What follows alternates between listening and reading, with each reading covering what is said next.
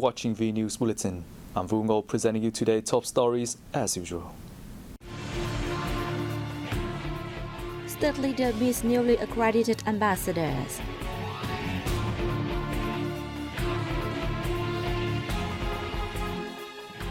VNA re-elected to overnight executive board for 2022 to 2025 period.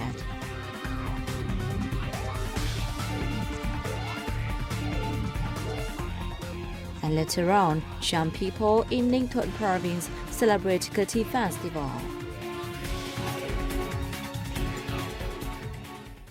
President Nguyễn Xuân Phúc met newly accredited ambassadors who came to present their credentials in Hanoi on October 26.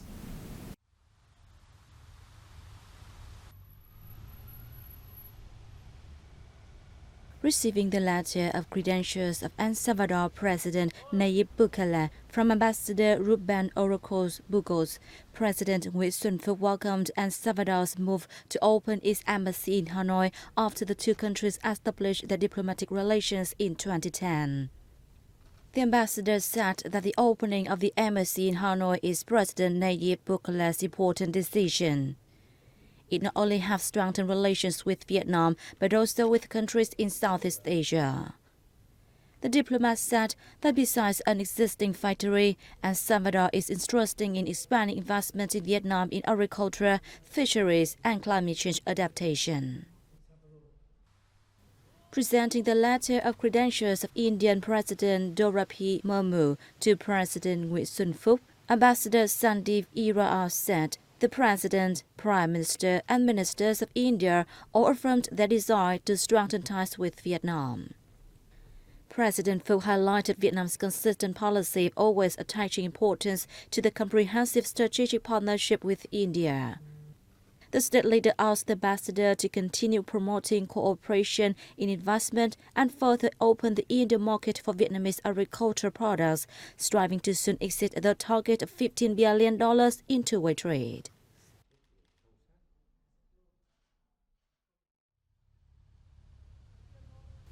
Presenting the credentials letter, President Yoon Suk Yeol to President Nguyễn Xuân Phúc, Ambassador Oh Young-yu affirmed that the President of the Republic of Korea wishes to expand cooperation with Vietnam to other fields besides economy. President Phúc congratulated Ms. Oh Young-yu on being the first female Korean ambassador to Vietnam.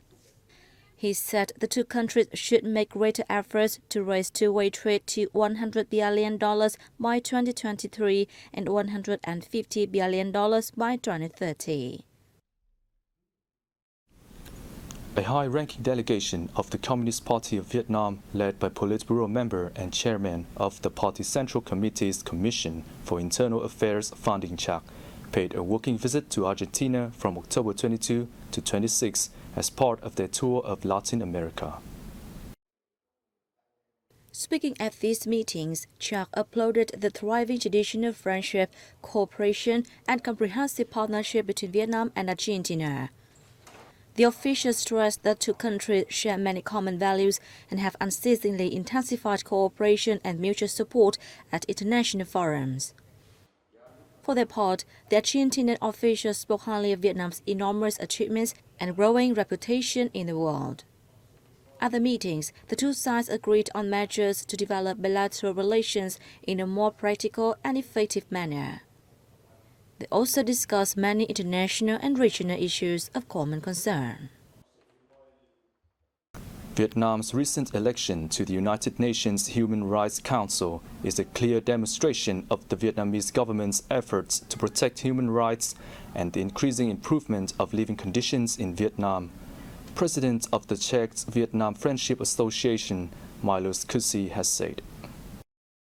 He recalled his impressions of his visits to Vietnam 4 years ago and attending cultural festival in Sapa, which helped him really feel the happiness of Vietnam's ethnic minorities who are proud of their own cultural identities. This is a clear demonstration of the Vietnamese government's efforts to protect human rights and the increasing improvement of living conditions in Vietnam.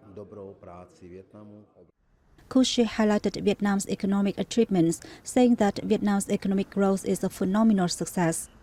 He also mentioned the rapid education development in Vietnam and remarkable achievements of the country's healthcare sector.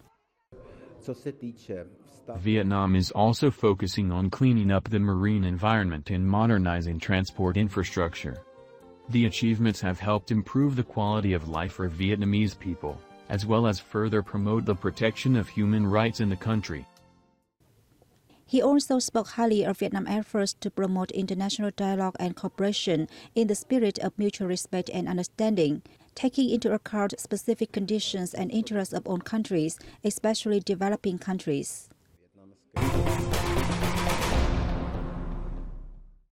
The Vietnam News Agency was re-elected to the executive board of the Organization of Asia-Pacific News Agencies for 2022 to 2025 on the last working day of the 18th OANA General Assembly in Tehran of Iran on October 25. The Islamic Republic News Agency of Iran was elected OANA president for this tenure. Meanwhile, the Republic Korea's Yonhap News Agency, the Russian News Agency TASS, and the Azatak News Agency of Azerbaijan, the Xinhua News Agency of China, and the Anadolu Agency of Turkey are vice presidents. Concluding the event, they adopted the Tehran Declaration, which structures creative solutions carried out by news agencies during and after the pandemic and shows their commitment to strengthening cooperation to fight fake news and promote the public trust in mainstream news. During her stay in Iran to attend the 18th General Assembly, VNA General Director Vũ Việt Giang had meetings with TASS Director General Sergei Mikhailov and Director General of the Bulgarian News Agency, Korean Alexandrov Vashev, to discuss cooperation plans. Over 120 models are being displayed at the Vietnam Motor Show 2022, which opened in Ho Chi Minh City on October 26. The 5-day event, jointly held by the Vietnam Automobile Manufacturers Association and the Vehicles Importers Vietnam Association, attracted the participation of 14 renowned brands.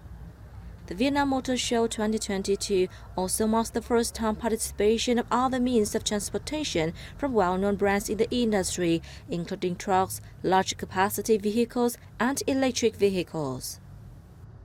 It not only features display activities with exceptional products, but also offers visitors intriguing and novel experiences through engaging in interactive activities.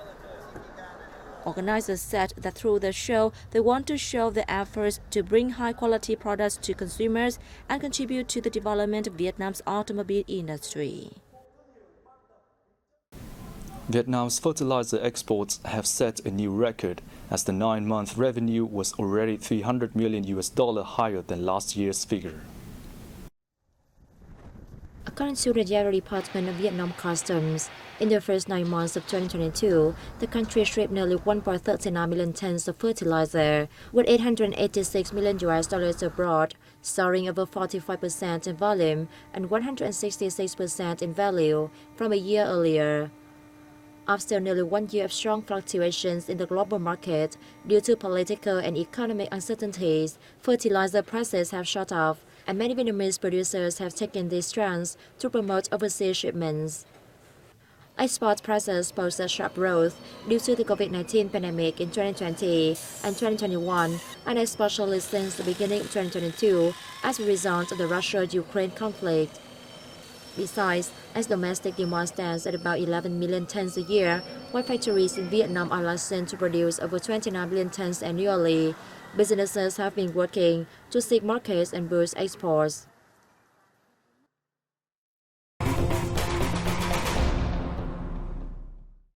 The Cham Brahmin ethnic minority people in the south-central province of Bình Thuận have celebrated the annual Gate Festival 2022.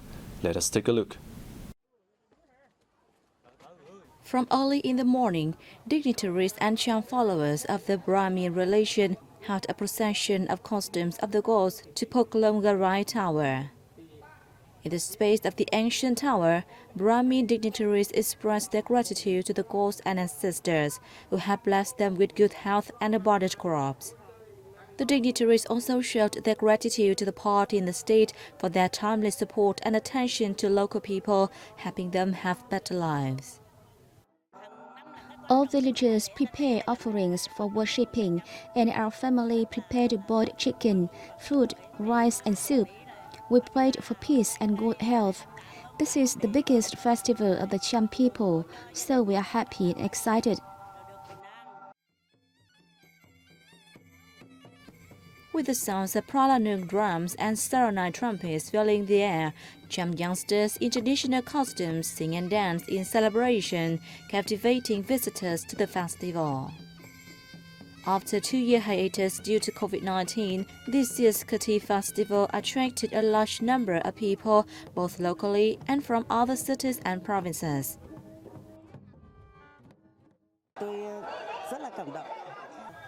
I feel excited to be able to attend the Kati festival. The Cham ethnic people have retained their cultural identity quite well. This is also an opportunity to connect the cultures of different ethnic groups. Falling on the first day of the 7th month of the Cham calendar, Kati is the biggest event of the year for Cham followers of Brahmanism, who pay their respects to the gods and pray for bountiful harvests and natural resources. Breaking travel news. A world-leading online tourism information website has run a story highlighting major tourist destinations of Vietnam that have been honored with the World Travel Awards recently. It spotlighted Ho Chi Minh City as a metropolis vibrating with energy, innovation and traffic, describing the city as the economic heart of the country and the main hub of the southern region. A freewheeling, cosmopolitan metropolis, the dynamic cityscape draws together old and new Vietnam, it said, adding that Ho Chi Minh City was honored with the title of Asia's leading business travel destination. Meanwhile, founded over 1,000 years ago, Hanoi remains a jewel in the Vietnam tourism crown, it said. The capital city is rich in history, with the streets of its rambling old quarter dating back to the 14th century. Wandering these tree-lined lanes, past crumbling colonial facades, will transport you back in time, it said. According to Breaking Travel News, with broad beaches, fantastic street food, the fabled Hai Van Pass and a growing collection of cafes, restaurants and bars, Da Nang is a fast-growing favorite on the Vietnam tourist trail. Moc Chau, a rural district in the northwest province of Son La, remains undisturbed by mass tourism, it said. Home to the famous tea hills which roll across the highland landscape, the region provides some of the most awe-inspiring scenery anywhere in the country.